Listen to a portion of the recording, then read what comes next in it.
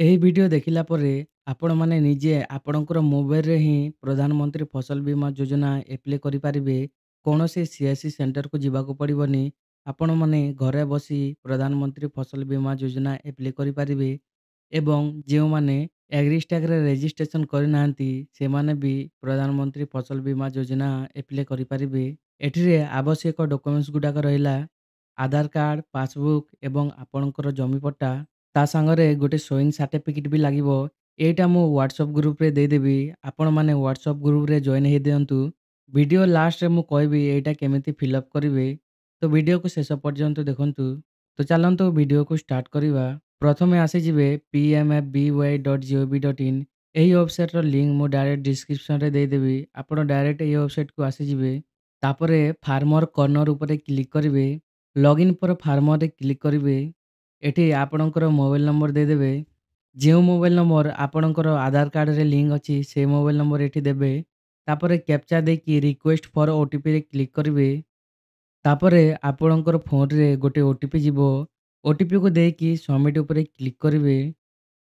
ତାପରେ ଫାର୍ମର ଡିଟେଲ୍ସ ଏଇଠି ଆସିଯିବ। ଆପଣଙ୍କର ନାଁ ଆସିଯିବ। ତାପରେ ମୋବାଇଲ ନମ୍ବର ଆସିଯିବ, ଆଧାର ନମ୍ବର ଆସିଯିବ। ତାପରେ ଫାର୍ମର ଆଇଡି ଏଠି ଶୋ କରିବ। ଇନ୍ସୁରାନ୍ସ ଆପ୍ଲାଏ କରିବାକୁ ହେଲେ ଆପ୍ଲାଏ ଫର୍ ଇନ୍ସୁରାନ୍ସ ଉପରେ କ୍ଲିକ୍ କରିବେ। ତାପରେ ଆପ୍ଲିକେସନ୍ ଫର୍ମଟି ଖୋଲିଯିବ। ପ୍ରଥମେ ପାର୍ସୋନାଲ ଏବଂ ରେସିଡେଣ୍ଟାଲ ଆଡ୍ରେସ୍ ଏଠି ଫିଲ୍ଅପ୍ କରିବାକୁ ପଡ଼ିବ। ଏଇଠି ଆପଣଙ୍କର ଷ୍ଟେଟ୍ ରହିବ। ତାପରେ ସ୍କିମ୍ରେ ପ୍ରଧାନମନ୍ତ୍ରୀ ଫସଲ ବୀମା ଯୋଜନା ସିଜନ୍ ଖରିଫ 2025 ଏଇଟା ହେଇଗଲା।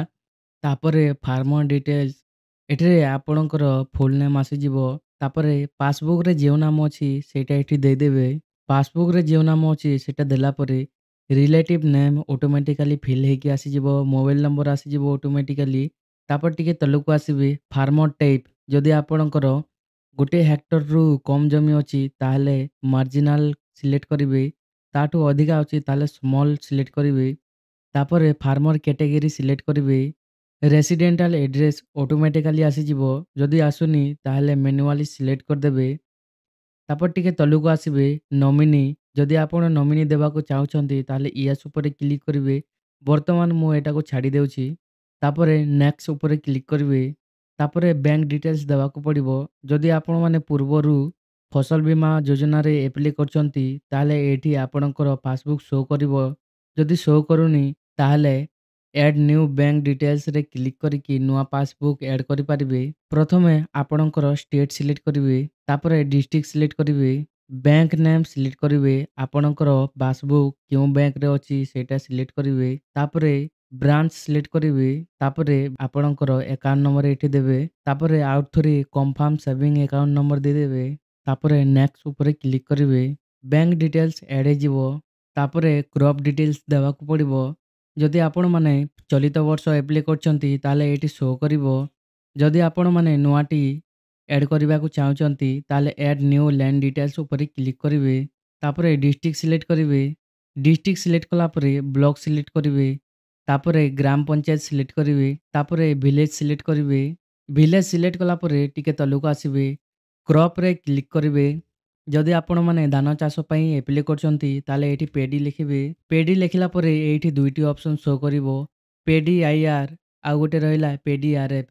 ଯଦି ଆପଣଙ୍କର ଜମିରେ ଜଳସେଚିତ ସୁବିଧା ଅଛି ଯେମିତି କେନାଲ ସୁବିଧା ଅଛି ତାହେଲେ ପେଡି ଆଇଆର୍ ସିଲେକ୍ଟ କରିବେ। ଯଦି ଆପଣଙ୍କର ପାଖରେ କୌଣସି ଜଳସେଚିତ ସୁବିଧା ନାହିଁ ତାହେଲେ ପେଡି ଆର୍ଏଫ୍ ସିଲେକ୍ଟ କରିବେ। ତାପରେ ସୋଇଂ ଡେଟ୍ ଦେଇଦେବେ। ସୋଇଂ ଡେଟ୍ ଦେଲା ପରେ ଖାତା ନମ୍ବର ଦେଇଦେବେ। ଖାତା ନମ୍ବର ଦେଲା ପରେ ପ୍ଲଟ୍ ନମ୍ବର ଦେବେ। ପ୍ଲଟ୍ ନମ୍ବର ଦେଲା ପରେ ଭେରିଫାଇ ଉପରେ କ୍ଲିକ୍ କରିବେ। ଏଇଠି ସିଲେକ୍ଟ କରିକି ସବମିଟ୍ ଉପରେ କ୍ଲିକ୍ କରିବେ। ତାପରେ ଆଡ୍ ଉପରେ କ୍ଲିକ୍ କରିବେ। ଆଡ୍ ଉପରେ କ୍ଲିକ୍ କଲା ପରେ ତଳେ ଏଇଠି ଦେଖିପାରୁଥିବେ ଆଡ୍ ହେଇଯିବ। ଯଦି ଆପଣଙ୍କର ପାଖରେ ଗୋଟେରୁ ଅଧିକା ପ୍ଲଟ୍ ଅଛି ତାହେଲେ ପୁଣି ଥରେ କ୍ରପ୍ରେ ସିଲେକ୍ଟ କରିବେ। ପେଡି ସିଲେକ୍ଟ କରିକି ପୁଣି ଥରେ ସୋଇଂ ଡେଟ୍ ଦେଇକି ଖାତା ନମ୍ବର ଦେଇକି ପ୍ଲଟ୍ ନମ୍ବର ଦେବେ। ତାପରେ ଭେରିଫାଇ ଉପରେ କ୍ଲିକ୍ କରିକି ଆଡ୍ ଉପରେ କ୍ଲିକ୍ କରିବେ। ଆଉ ଗୋଟେ ପ୍ଲଟ୍ ଏଇଠି ତଳେ ଆଡ୍ ହେଇଯିବ। ତାପରେ ଡକୁମେଣ୍ଟସ୍ ଅପଲୋଡ଼ କରିବାକୁ ପଡ଼ିବ। ଏଇଠି ଆପଣଙ୍କର ପାସବୁକ୍ ଅପଲୋଡ଼ କରିଦେବେ। ଅପଲୋଡ଼ ଉପରେ କ୍ଲିକ୍ କରିବେ। ତାପରେ ଜମି ପଟ୍ଟା ଅପଲୋଡ଼ କରିବାକୁ ପଡ଼ିବ।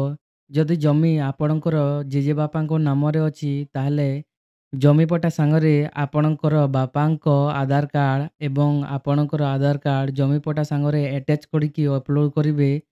ଯଦି ଜମି ଆପଣଙ୍କର ବାପାଙ୍କ ନାମରେ ଅଛି ତାହେଲେ ଆପଣଙ୍କର ଆଧାର କାର୍ଡ଼ ସାଙ୍ଗରେ ଜମି ପଟା ଆଟାଚ୍ କରିକି ଅପଲୋଡ଼ କଲେ ବି ଚଲିବ। ଜମି ପଟା ସିଲେକ୍ଟ କରିକି ଏଇଠି ଅପଲୋଡ଼ ଉପରେ କ୍ଲିକ୍ କରିବେ। ଜମି ପଟା ଅପଲୋଡ଼ କଲା ପରେ ଶୋଇଂ ସାର୍ଟିଫିକେଟ୍ ଏଠି ସିଲେକ୍ଟ କରିବେ। ଶୋଇଂ ସାର୍ଟିଫିକେଟ୍ ସିଲେକ୍ଟ କଲା ପରେ ଅପଲୋଡ଼ ଉପରେ କ୍ଲିକ୍ କରିବେ। ଶୋଇଂ ସାର୍ଟିଫିକେଟ୍ କେମିତି ଫିଲ୍ଅପ୍ କରିବେ ସେଇଟା ମୁଁ ଭିଡ଼ିଓ ଲାଷ୍ଟରେ କହିବି। ସେଥିପାଇଁ ଭିଡ଼ିଓକୁ ଲାଷ୍ଟ ପର୍ଯ୍ୟନ୍ତ ଦେଖନ୍ତୁ। ଡକୁମେଣ୍ଟ ସବୁ ଅପଲୋଡ଼ କଲା ପରେ ନେକ୍ସଟ ଉପରେ କ୍ଲିକ୍ କରିବେ। ଆପ୍ଲିକେସନ୍ ଫର୍ମ ଏଠି ପ୍ରିଭ୍ୟୁ ହେଇଯିବ। ତାପରେ ସବମିଟ୍ ଉପରେ କ୍ଲିକ୍ କରିବେ। ତାପରେ ପ୍ରତି ପ୍ଲଟ୍ରେ ଟଙ୍କାଟେ ଲେଖା ପେ କରିବାକୁ ପଡ଼ିବ। ଏଠି ଆପଣମାନେ UPI ମାଧ୍ୟମରେ ବି ପେ କରିପାରିବେ ଏବଂ QR କୋଡ଼୍ ମାଧ୍ୟମରେ ବି ପେ କରିପାରିବେ। ମୁଁ ଏଠି QR କୋଡ଼୍ ମାଧ୍ୟମରେ ଟଙ୍କାଟେ ଲେଖା ପେ କରିଦେଉଛି। ପେମେଣ୍ଟ କଲା ପରେ ଆପଣମାନେ ଡାଇରେକ୍ଟ ହୋମ୍ ପେଜ୍‌କୁ ପଳେଇ ଆସିବେ। ତାପରେ ଆପ୍ଲିକେସନରେ କ୍ଲିକ୍ କରିବେ। ତାପରେ ଟିକେ ତଳକୁ ଆସିବେ। ଇୟରରେ ସିଲେକ୍ଟ କରିବେ 2025। ତାପରେ ସିଜନରେ ଖରିଫ ସିଜନ ସିଲେକ୍ଟ କରିବେ। ତାପରେ ଏଠି ପଲିସି ନମ୍ବର ଦେଖିପାରୁଥିବେ। ତାପରେ ଟିକେ ତଳକୁ ଆସିଲା ପରେ ପ୍ରିଣ୍ଟ ରିସିପ୍ଟରେ କ୍ଲିକ୍ କରିବେ। ଏଠିରେ ଆପଣଙ୍କର ରିସିପ୍ଟକୁ ପ୍ରିଣ୍ଟ କରିପାରିବେ କିମ୍ବା PDFରେ ସେଭ୍ କରିକି ବି ରଖିପାରିବେ। ଏବେ ଜାଣିବା ଶୋଇଂ ସାର୍ଟିଫିକେଟ୍ କେମିତି ଫିଲ୍ଅପ୍ କରିବେ। ଏବେ ଜାଣିବା ଶୋଇଂ ସାର୍ଟିଫିକେଟ୍ କେମିତି ଫିଲ୍ଅପ୍ କରିବେ। ପ୍ରଥମେ ଏଠି ଆପଣଙ୍କର ନାଁ ଲେଖିଦେବେ। ତାପରେ ପିତାଙ୍କ ନାମ ଲେଖିଦେବେ। ଗ୍ରାମ ନାମ ଲେଖିଦେବେ। ଏଠି ଗ୍ରାମ ପଞ୍ଚାୟତ ଲେଖିଦେବେ। ବ୍ଲକ ଲେଖିଦେବେ। ତାପରେ ଜିଲ୍ଲା ଲେଖିଦେବେ। ତାପରେ ଆପଣଙ୍କର ମୌଜାର ଆଡ୍ରେସ୍ ଦେବାକୁ ପଡ଼ିବ। ଆପଣଙ୍କର ଜମିର ଆଡ୍ରେସ୍ ଏଠି ଦେବାକୁ ପଡ଼ିବ। ପ୍ରଥମେ ଗ୍ରାମ ଲେଖିଦେବେ। ତାପରେ ଗ୍ରାମ ପଞ୍ଚାୟତ ଲେଖିଦେବେ। ବ୍ଲକ ଲେଖିବେ। ତାପରେ ଜିଲ୍ଲା ଲେଖିଦେବେ। ତାପରେ କେତେ ଏକର ଜମି ଅଛି ସେଇଟା ଲେଖିଦେବେ। ତାପରେ କେଉଁ ସିଜନ ପାଇଁ ଏଇଟା ଆପ୍ଲାଏ କରୁଛନ୍ତି ସେଇଟା ଲେଖିଦେବେ। ଏଇଟା ଖରିଫ ସିଜନ ପାଇଁ ଆପ୍ଲାଏ କରୁଛୁ ସେଥିପାଇଁ ଖରିଫ 2025 ଏଠି ଲେଖିଦେବେ। ତାପରେ କେଉଁ ଫସଲ ପାଇଁ ଏଠି ଆପ୍ଲାଏ କରୁଛନ୍ତି ସେଇଟା ଏଠି ଲେଖିଦେବେ। ଯଦି ମକା ଚାଷ ପାଇଁ ଆପ୍ଲାଏ କରୁଛନ୍ତି ତାହେଲେ ମକା ଲେଖିଦେବେ। ଯଦି ଧାନ ଚାଷ ପାଇଁ ଆପ୍ଲାଏ କରୁଛନ୍ତି ତାହେଲେ ଏଠି ଧାନ ଲେଖିଦେବେ। ତାପରେ ତଳକୁ ଆସିବେ। ଏଇଠି ମୌଜା ଲେଖିଦେବେ। ତାପରେ ଖାତା ନମ୍ବର ଦେବେ। ତାପରେ ପ୍ଲଟ୍ ନମ୍ବର ଲେଖିଦେବେ। କିସମ ଲେଖିଦେବେ। ଏଠି ଧାନ ଚାଷ ନା କୋଉ ଚାଷ ପାଇଁ ଆପ୍ଲାଏ କରୁଛନ୍ତି। ତାପରେ ଜମି ପରିମାଣ ଲେଖିଦେବେ। ତାପରେ ଜମିରେ ଜଳସେଚିତ ନା ଅଣଜଳସେଚିତ ସେଇଟା ଲେଖିଦେବେ। ତାପରେ ଜଳସେଚନ ଉତ୍ସ ଏଇଟା ବ୍ଲାଙ୍କ ଛାଣିଦେଲେ ବି କିଛି ହବନି। ତାପରେ ଯେଉଁ ତାରିଖରେ ଆପଣମାନେ ଆପ୍ଲାଏ କରିଛନ୍ତି ସେ ତାରିଖ ଦେଇଦେବେ। ତାପରେ କୃଷିର ସିଗ୍ନେଚର ଦେଲା ପରେ ଆପଣମାନେ ଆପ୍ଲାଏ କଲା ସମୟରେ ଏଇଟା ଅପଲୋଡ଼ କରିପାରିବେ। ମୁଁ ଆପଣମାନଙ୍କୁ ଗୋଟେ ଜିନିଷ କହିବା ଭୁଲି ଯାଇଥିଲି। ଯଦି ଜମିଟା ଆପଣଙ୍କର ଜେଜେବାପାଙ୍କ ନାମରେ ଅଛି ତାହେଲେ ଜମି ପଟା ସାଙ୍ଗରେ ଗୋଟେ self declaration form genealogy form fill up କରିକି ତା ସାଙ୍ଗରେ ଆଟାଚ୍ କରିକି ବି ଅପଲୋଡ଼ କରିବାକୁ ହୋଇଥାଏ। ତ ଏଇ ଫର୍ମଟା କେମିତି ଫିଲ୍ଅପ୍ କରିବେ ଦେଖନ୍ତୁ। ଫାର୍ମର ନାଁ ଲେଖିଦେବେ। ତାପରେ ମୌଜା ଲେଖିବେ। ପଞ୍ଚାୟତ ଲେଖିଲା ପରେ ଖାତା ନମ୍ବର ଦେବେ। ତାପରେ ଆପଣଙ୍କର ଗ୍ରାଣ୍ଡଫାଦରର ନାମ ଲେଖିଦେବେ। ତାପରେ ଆପଣଙ୍କର ବାପାଙ୍କ ନାମ ଲେଖିବେ। ତାପରେ ଫାର୍ମରର ନାଁ ଲେଖିଲା ପରେ ସିଗ୍ନେଚର ଦେଇକି ଅପଲୋଡ଼ କରିପାରିବେ। ଯଦି ଭିଡ଼ିଓଟି ଭଲ ଲାଗିଲା ତାହେଲେ ଚ୍ୟାନେଲଟିକୁ ସବସ୍କ୍ରାଇବ୍ କରିକି ଭିଡ଼ିଓକୁ ଲାଇକ୍ କରନ୍ତୁ। ଯଦି ଏବେ ବି ମନରେ ଯେକୌଣସି କୋଶ୍ଚିନ୍ ଥାଏ ତାହେଲେ କମେଣ୍ଟ ମାଧ୍ୟମରେ ପଚାରି ପାରିବେ। ଏଇ ଦୁଇଟା ଫର୍ମଟି ହ୍ୱାଟ୍ସଆପ୍ ଗ୍ରୁପରେ ମୁଁ ଦେଇଦେବି। ଆପଣ ସେଇଠୁ ଡାଉନଲୋଡ଼ କରିପାରିବେ। ଭିଡ଼ିଓକୁ ଶେଷ ପର୍ଯ୍ୟନ୍ତ ଦେଖିଥିବାରୁ ବହୁତ ବହୁତ ଧନ୍ୟବାଦ।